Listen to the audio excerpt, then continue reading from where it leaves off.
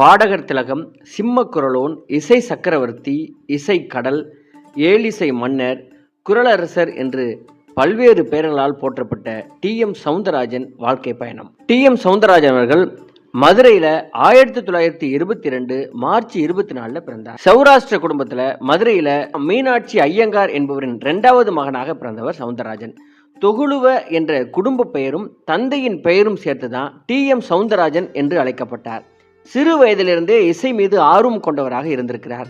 பள்ளி இறுதி வரை படித்த சௌந்தரராஜன் பின்னர் இசையை பயில துவங்கினார். 1946 சுமத்ரா என்பவரை திருமணம் செய்தார். பிரபல வித்துவான் பூச்சி ஸ்ரீனிவாச ஐயங்காரின் மருமகன் காரைக்குடி ராஜாமணி ஐயங்காரிடம் முறையாக கர்நாடக இசை பயின்றார். பல ஆண்டுகள் மேடைகளில் கச்சேரி செய்து வந்தார். அந்நாளில் உச்ச நட்சத்திரமாக இருந்த தியாகராஜ பாகவதரின் பாடல்களை மேடைகள் தோறும் பாடி தன்னுடைய திறமையை இவர் மெருகேற்றி வந்தார். இவரை